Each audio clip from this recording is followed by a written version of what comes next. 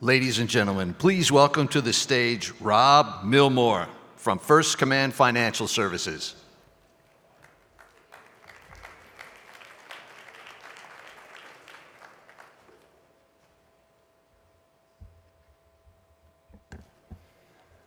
Afternoon, ladies and gentlemen. My name is Robert Milmore. I'm with First Command Financial Services in Colorado Springs, Colorado. We're proud to be one of the sponsors of this year's Space Force Association and Spacepower Conference, and it's an incredible opportunity to support the mission of advancing space power and honoring the contributions of our Guardians. It's my distinct honor to introduce our next panel, titled Guardian Identity Discussion, a Junior Guardian's Perspective. This conversation promises to provide unique insights into the experiences and viewpoints of the Space Force's rising leaders. Moderating the discussion is Master Sergeant Nick Reardon. Right, yeah. Professional leadership and experience make him an excellent guide for this panel. And joining him are four outstanding panelists. We have Second Lieutenant Anna Ford, Sergeant Alexandra Barnes, Specialist 4 Juan Claudio Fonseca, and Specialist 3 William McLaughlin. So thank you for being here. Enjoy the discussion. Nick, over to you. Hey, thanks, Rob. Big thanks, I think, just to start things off from Bill Wolf and the entire SFA team. To put something like this together certainly doesn't happen by accident. And in particular, just thanks to let this conversation happen on a stage like this. Certainly a unique experience, I know, for all of us. And I think it's going to be a good, candid experience and discussion. I'm deeply honored to share the stage with four OGs, or only Guardians, the highly official term of reference for somebody who is either enlisted or commissioned directly into the Space Force, no inter-service transfers. From my own informal polling today, I think their combined years of service is likely less than yours, if you're listening. It may seem like a strange demographic to be on a stage like this here today, but in my opinion, this panel is in fact the most consequential in today's lineup. These Guardians don't make decisions on billion-dollar payloads, and they don't decide where Space Force units are going to bed down, and they simply haven't been around for very long. But as you may have heard in Simsif's speech, Lieutenant Ford is a responsible engineer at Vandenberg, ensuring the NSSL mission success. Specialist Claudio provides cyber expertise to a Delta that has members in both Colorado and Florida as they go through their strategic basing. And they both are certainly going through those missions and those stressors together. And I think they also have the potential, everyone here on stage, to serve further into the future than any of us. And so their impact will have lasting effect for years to come. And so I certainly think that it's an important discussion to have, and I'm more than happy to be able to help it here today. Let's start with introductions. Softball question. We'll go straight to Specialist McLaughlin. Hello, everybody. I'm Specialist McLaughlin, and I'm happy to be here. So first off, shout out to the Space Force family in the crowd. Hello, everybody. Woohoo! So like I said, I'm Specialist 3 McLaughlin. I enlisted out of Dallas, Texas, and I work at the National Space Defense Center in Schriever, Colorado. Woohoo! Hi, everyone. My name is Specialist 4 Claudio Fonseca. I joined the Space Force in April 2021, and I was actually the first enlisted member from the Caribbean and the U.S. Virgin Islands. I'm from Puerto Rico, that's where I'm listed from, and I'm with 10 DOS, Delta 10. Hi, everyone. I'm Lieutenant Anna Ford, and I'm stationed out at Vandenberg Space Force Base with the 2nd Space Launch Squadron. I'm 6'2", so developmental engineer, and like Master Sergeant Riordan said, I get to work with our squadron on mission assurance, so just ensuring that our launch service providers like SpaceX and ULA get that satellite up into space with 100% mission success. And I've been commissioned since March 2023. Hi, everyone. I'm Sergeant Alexandra Barnes. Yeah, I'm thankful for this opportunity today, and thanks to SFA. I've been stationed at Vandenberg Space Force Base, Delta 5 CSPOC, and I'm currently at Laser Clearinghouse. I've been there since the beginning of my Space Force career, and I joined in December of 2020, so about a year after the Space Force was stood up. Thank you. Excellent. We're after the Guardian identity here today, but we're all very much individuals before deciding to join the profession of arms, and so we'll start there. What did you decide to pursue? Why did you decide to pursue a military career, and especially why the Space Force as opposed to any other branch? Specialist McLaughlin. So I originally wanted to, I guess, be more of service before self, and I wanted to utilize some of the benefits there are to join the military. So I was inspired by my sister to apply to the Space Force. So I originally started trying to apply in November of 2022, and the board came back with their response, and unfortunately I got a do not recommend. So I still had the desire to join the military, so I kept working at it, tried joining a Guard unit, and in the process of moving over my information to the Guard unit, the Space Force recruiting unit got back to me, and somehow got a slot at Space Force BMT in May 2nd, 2023. So I was able to ship out, and here I am. I made it. Well, we're glad they picked you up. Specialist Claudio. Well, I wasn't really trying to join the Space Force, to be completely honest. I went to the Air Force recruiter to join any cyber-related career field with the Air Force. And then he told me, like, hey, there's this chance with the Space Force. It's a brand new branch, and you can help them build from scratch. And I was like, well, yeah, that's something I really want to do. And they sent me to the Space Force, but it wasn't something I wasn't really looking to. Lieutenant Ford, down to you. So I commissioned out of ROTC from San Diego State, and like these guys, I didn't know much about the Space Force, actually, like literally nothing. So when my cadre asked if I wanted to join the Space Force, I looked up all the locations, and I saw beach and mountains, so I said, sign me up. But that was my first, just right off the bat response. So then I started looking into the mission and just how new the Space Force was at the time, and that really drew me in to buy into the mission and actually be excited about joining the Space Force instead of the Air Force as an engineer. Sergeant Barnes, you want to finish this up? Yeah, so honestly, yep, I had no idea what the Space Force was. I was talking to an Air Force recruiter when I filled out my dream job sheet, and that was January of 2020, so just a month after the Space Force had stood up. So I had no idea that space systems operator, which was my #1 choice, was going to be a Space Force job. So my recruiter called me in September of 2020. He said, hey, we've got you an Air Force maintenance job. I don't recall which one, but maintenance job. I said, great, you know, when am I leaving? He said a couple weeks, and I said, okay, that was it. 10 minutes later, he called me. He's like, hey, you actually don't qualify for this position. You didn't lift enough at MEPS. I said, okay, so now I'm waiting a little longer, but I asked him what the solution to this was, and he was actually able to contact a recruiter of his, buddy of his, or another recruiter down in San Diego. I was in Central Coast at the time. And there was another woman that was being recruited who had the space system operations job, but she had the maintenance job that I had also on her dream sheet, and he was able to get them swapped, the positions. So I took the 5 Sierra job, or 1 Charlie 6 back then, and she took the maintenance job. And then when I went to boot camp, funny enough, she was in my boot camp flight. Luckily, I was a little worried she'd be a little upset, because who wouldn't want the 5 Sierra job? She was not mad.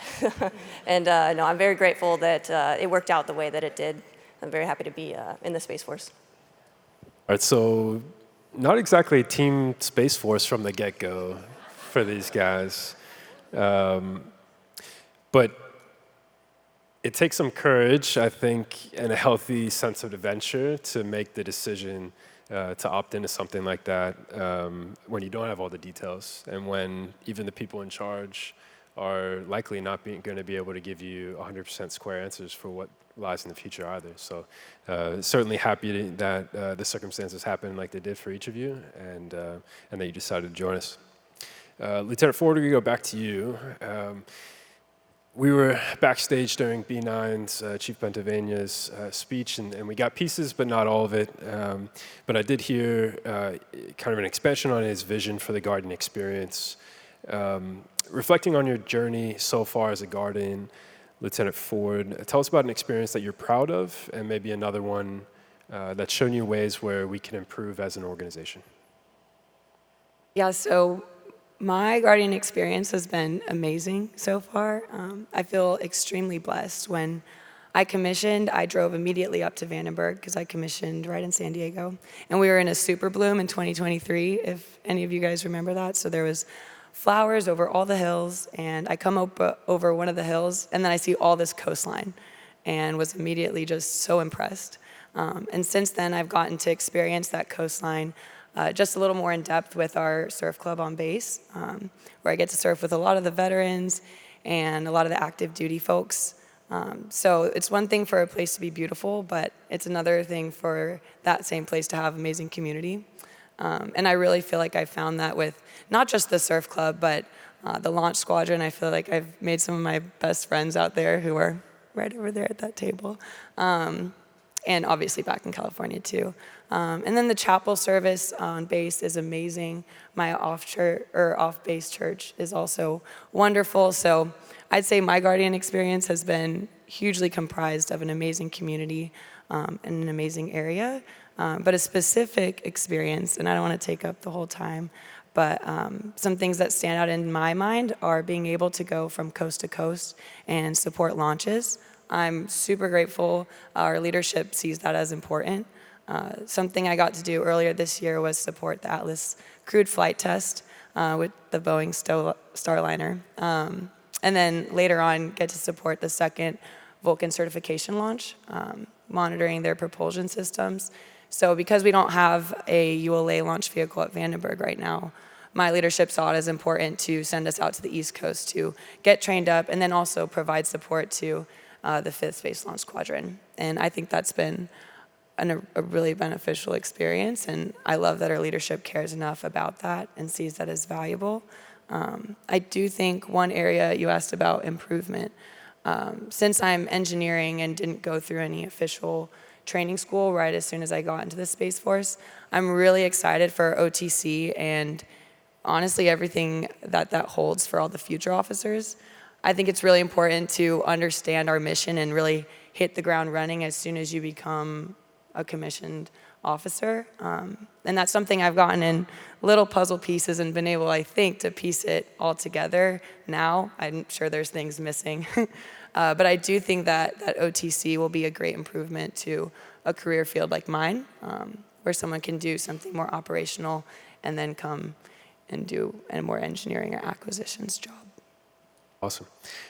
Specialist McLaughlin's got the same question. In your Guardian journey so far, something that you're proud of, and if you'd like, an area of improvement for our organization.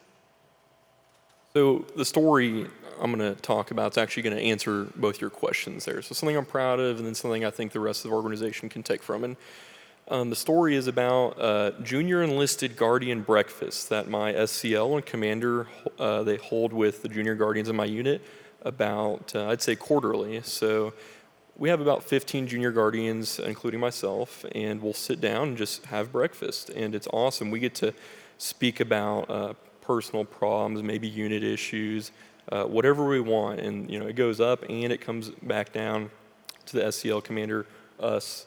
It's awesome. And the connection and the conversation that we get to have in that moment, it's so beneficial. And it definitely ties us together. So that's something I think other leaders across the Space Force can take. You don't have to necessarily go and have breakfast with your Guardians every quarter because a lot of these units are geographically separated, but just sitting down with your troops every once in a while and having those conversations, it's an awesome thing. That opportunity to build that personal connection only enhances the trust that leaders have in their unit as well, their folks. So, yeah, awesome put. Sergeant Barnes, let's go. Same question. Yes, sir. Thank you. So for me, I've been super grateful. I've had some really, really good leadership and supervisors and mentors in my short career so far. As soon as I was, becoming a sergeant and getting my very first troop, I was super adamant to give my troop that same experience that I've had with great leadership and supervisors. So I would say one of my proudest moments, most rewarding moments as well, was being able to present my troops accomplishments to be coined by the previous General Commander of U.S. Spacecom, General Dickinson, and then again to the Chief Master Sergeant of the Space Force, Chief Bedavania. Just being able to present, all of his accomplishments was a really proud moment for me, and continuing to see him exceed is, I'd say. There's a lot of honor in that. It's great to get a pat on the back, but it's somehow even better when you're the one helping make that happen for people directly in your charge. So it's really awesome and good story. Thanks for sharing. Specialist Claudio, finally, last one in your Guardian journey so far, something that you're proud of, and if you'd like, an area where we can improve. Totally. There's one thing that I really will remember for the rest of my career, and it was the first time I worked in my first launch back at Vandenberg in my first duty station. Just being there in the room where all the big decisions are being made and feeling how the building shakes when the rockets go going up, it's really make you think how important your day-to-day job is, because you're actually there feeling all that. So it's been really amazing, and that's really one of the memories that will stick with me, and probably the one reason why I decided to stay in the Space Force is just because now I know how important my job is. Definitely, I remember the first launch that I was ever a part of. Specialist Claudio and I have actually found out, I think he's following me. We were in the same squadron at BMT. His first duty station, his first unit was the 30th Space Comm Squadron at Vandenberg. Mine was as well, 14-ish years ago. And he's in 10 DOS, which I just came from. And so you find you have more in common, I think, when you just take the time to have these conversations. And back to your comments, I certainly still remember when I was 19 years old, feeling the first launch before I saw it. It's pretty certainly memorable. Specialist McLaughlin, let's kind of change gears a little bit. A key tenet of Chief Bentavania's Guardian experience is cultivate the warfighter. And there was some discussion, and we might have missed some of the questions about it earlier, but in your own words, and without getting yourself in trouble with the NSDC, what does it mean to be a warfighter in the profession of arms? So I think there's two main traits that warfighters across every domain should have. And the first trait is confidence. You should be extremely confident in the profession that you work in, whatever field. And so if that means you need to go speak to leadership or maybe for the briefers out there and make an assessment, you should be extremely confident. You should fail big. And the other trait, which is kind of going back to what Simsif was talking about earlier, which is accountability. I think warfighters need to have personal accountability and the confidence to hold others accountable. And you can be respectful and do that, but doing that, it kind of raises the bar, and it also it gives a baseline to everybody when they're out here, performing in their warfighting domains. So those are my two traits, and that's what Guardians should strive to be like in the Space Force. Like that. I think the the character with which you approach a situation and the willingness to accept responsibility is certainly something that we all envy when we see it done well, and something that's pretty easy to identify when we see it not done well as well in our peers and our bosses and those that follow us. So certainly good characteristics to have. And we'll go for Lieutenant Ford. Next question. Your military career, really all of your careers have spanned a time when one thing has been constant, and that is kind of a rapid and constant change. What helps you stay motivated and charging hard when objectives and milestones are changing frequently for you? Yeah, that's a great question, because I think, at least in my experience, change has been every single day. As a military kid too, change has been constant throughout my whole life, but I think one thing I try to keep in mind is just that the change we're experiencing now is going to set the tone for the future, and spinning that to be positive and trying to stay optimistic about, hey, if I can make this a good change, then that'll be a good change for Guardians way further down the line. Yeah, that's awesome. Sergeant Barnes, we'll go same question. How do you deal with kind of this environment of rapid and constant change throughout your daily work? Yeah, so after I knew what the Space Force was, I realized it is a brand new force, so that means it's going to have its growing pains, it's going to be changing, and it was just a mindset that I had, was being accepting of that change, because that change is going to be necessary. So, it's something that I can control, which is my mindset, and I can't control the change, so I choose to change my mindset. But something that keeps me motivated is actually being able to influence that change. So being a young Guardian, I feel like we do have a say in what happens and how we can influence change. So thank you. The ability to control your mindset and really your approach to a situation is really invaluable. I think you can only control what you can control, and that approach to that mindset is definitely one of those things. It's also something that, when done well, can actually improve the outcome of a change, of a changing process, something like that. When you approach it positively and you approach it with an open mind, it certainly can have a positive outcome on the effect. I'd like to shift gears as we wind down for a more personal touch. Military service isn't always fun, and it's rarely easy. And what I'd like to do is give each of you the opportunity to answer why you signed up to do this, and maybe more specifically, if you'd like to, who do you do it for? Let's start with Specialist McLaughlin. Yes, I'll answer kind of who I serve for. So, and of course, this has changed. I'm sure it's changed for everybody from the first time you joined to as you went further in your service. I'm sure it's evolved. For me, it's also evolved. But right now, if I were to rack and stack them, it's definitely, say, God, my wife, my family, and friends. And kind of the last part is what I've grown to learn in the Space Force is we serve everybody. We serve everybody across the domain. It doesn't matter, across the world. It doesn't matter who it is. We're indiscriminate, and the Space Force does good deeds for people across the world. So that's who I do it for.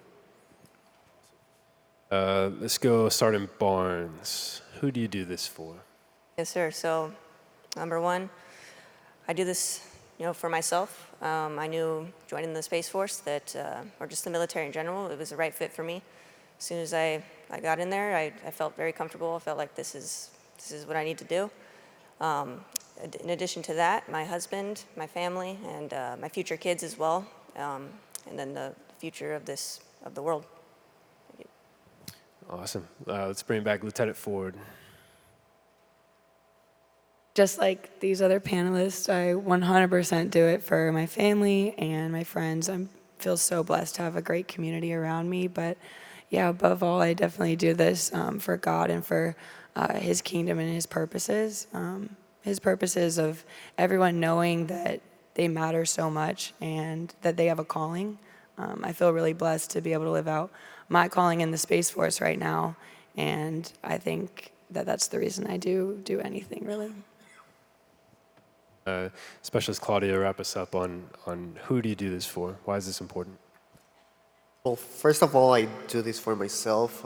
I saw the Space Force as a great opportunity to build my professional skills, and I've been always interested in cyber, and yeah, Space Force was the best opportunity that I had at the moment, and I'm glad that I made that decision to join. And now, second, I do it for my wife, which she's pregnant right now and is due next month, so for my daughter as well.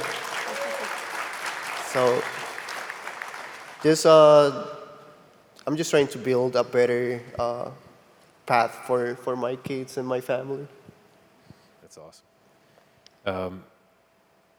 All right, folks, so today you've heard some candid and opening comments from a sampling of OGs. Just by a quick poll, any other OGs in the room? Commissioned or, all right, got it. All right.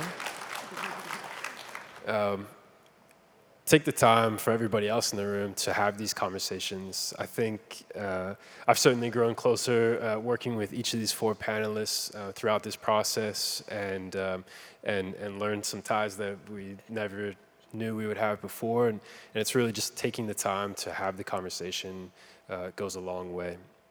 I'll also say that the Office of the Chief Master of the Space Force and Chief Bendavania has also recognized the value of these conversations. He's a bit of a proponent. He led us up here on stage just to share some pretty candid feedback. And I think he passed on the privilege of me to pass patches to each of you. These are Space Force birthday patches signed out by Chief B9 and General Saltzman. You're welcome. Let's give a round of applause.